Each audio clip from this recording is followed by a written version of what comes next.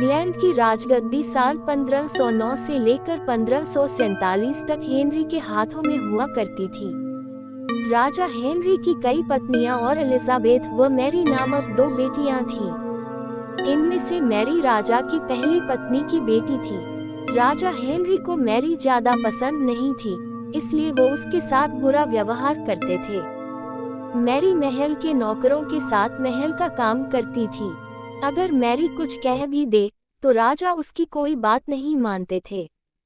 सन 1547 में जब राजा हेनरी की मौत हो गई, तो प्रजा की इच्छानुसार 16 शताब्दी के दौरान हेनरी की पहली बेटी मैरी को इंग्लैंड की राजगद्दी दे दी गई। वह इंग्लैंड की रानी बन गई। उस समय इंग्लैंड के हालात बहुत अच्छे नहीं थे।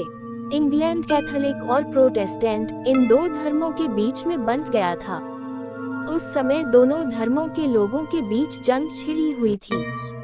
रानी मैरी चाहती थी कि पूरे इंग्लैंड में सिर्फ एक ही धर्म हो, लेकिन लोगों ने उसकी यह बात मानने से साफ इनकार कर दिया था।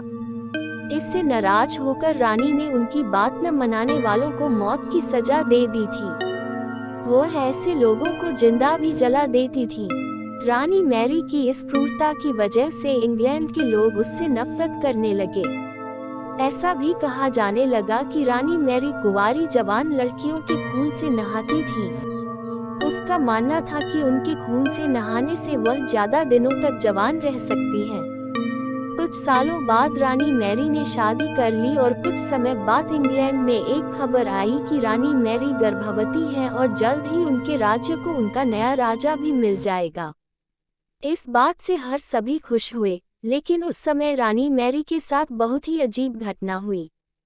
उनके गर्भ से किसी भी बच्चे का जन्म नहीं हुआ, बल्कि कुछ ही महीनों के बाद रानी मैरी का पेट फिर से सामान्य हो गया। वहां के ओझा लोगों ने अपनी तंत्र विद्या से बताया कि रानी मैरी के गर्भ में कोई बच्चा नहीं बल्कि एक भूत आकर निवास करता है। कुछ समय बाद फिर रानी मैरी के गर्भ में वही भूत आकार रहने लगा और वह फिर से गर्भवती हो गई। इस बार भी रानी को कोई बच्चा नहीं हुआ और उस घटना के कुछ ही दिनों के बाद रानी मैरी की मृत्यु हो गई। इसके बाद मैरी की छोटी बहन एलिजाबेथ को इंग्लैंड की राजगद्दी पर बैठाया गया और एलिजाबेथ इंग्लैंड की नई रानी बन गईं। रानी मैरी की क्रूरता की वजह से इंग्लैंड को लोग उसे एक निर्दयी औरत मानते थे। वहीं जब उसके गर्भ में बच्चे की जगह एक भूत का निवास होने लगा, तो लोगों ने उसे शापित भी करार दे दिया और इसी वजह से उसे लोगों ने ब्लडी मैरी का नाम दिया।